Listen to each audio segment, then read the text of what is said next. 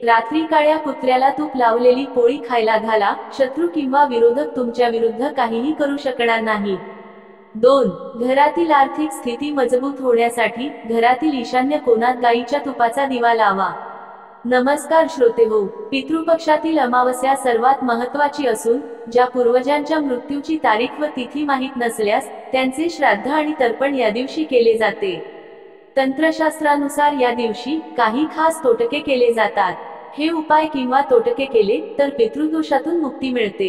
हिंदू पंचांगानुसार सर्वपित्री अमावस्येचा प्रारंभ 1 ऑक्टोबर रोजी रात्री 9:40 होणार असून 2 ऑक्टोबर रात्री 2:19 पर्यंत असेल।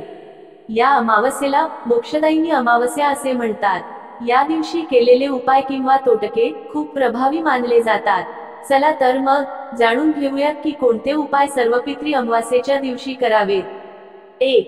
जर तुम्ही नोकरी शोधत असाल तर सर्वपित्री अमावस्येच्या दिवशी एक लिंबू देवघरात ठेवा आणि रात्री 7 वेळा तुमच्यावरून उतरून टाका। त्या लिंबाचे 4 तुकडे करून 4 दिशांना फेकून द्या। यामुळे करिअरमध्ये शुभलाभ होईल। 2. सर्वपित्री अमावस्येच्या दिवशी घरातील ईशान्य कोनात गाईच्या तुपाचा दिवा लावा। यासाठी जी वात वापरणार आहात ती लाल रंगाच्या धाग्यापासून तयार करा। दिव्यात केशर आणि काळे तीळ घाला। यामुळे आर्थिक स्थिती मजबूत होईल आणि कर्ज कमी होईल। 3. सर्वपित्री अमावस्येला रात्री काळ्या कुत्र्याला तूप लावलेली पोळी किंवा भाकरी खायला घाला। जर कुत्र्याने त्वरित पोळी खाल्ली तर शत्रू किंवा विरोधक तुमच्या विरुद्ध काहीही करू शकणार नाही। 4. तसेच या दिवशी तामसी भोजन, नशा करणे, खोटे बोलणे तसेच अनैतिक कार्य करू नये, यामुळे पूर्वज नाराज होतात। 5.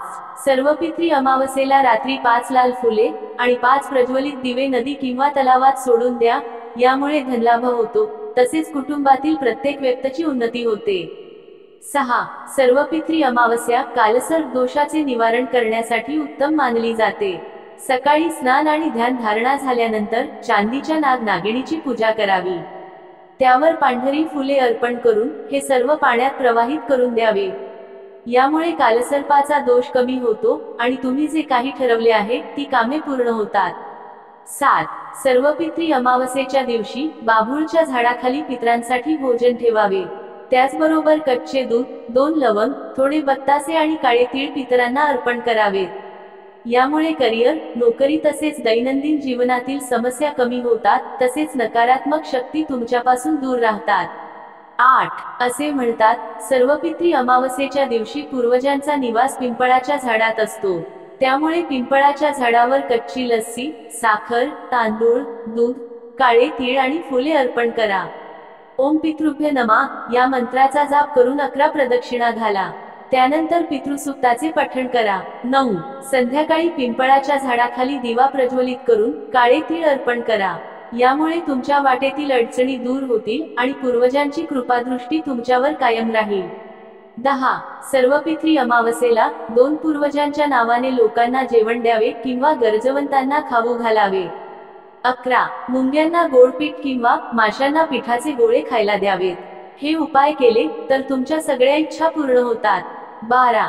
सर्वपित्री अमावस्येच्या दिवशी पाण्यात काळे तीळ, कुश, जव आणि पांढरी फुले टाकून पितरांना नैवेद्य दाखवावा। असे केल्याने पितर प्रसन्न होतात असे मानले जाते।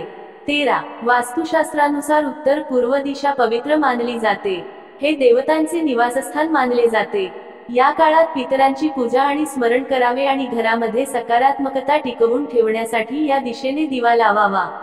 असे केल्याने घरात सुख, समृद्धी नांदते, घरात पैसा येतो आणि आर्थिक परिस्थिती मजबूत होते। तुम्हाला ही माहिती उपयुक्त वाटली असेल तर या व्हिडिओला एक लाईक द्या, तुमच्या मित्रांसोबत शेअर करा आणि अशाच उपयुक्त माहितीसाठी आमच्या चॅनेलला सबस्क्राईब करा। धन्यवाद।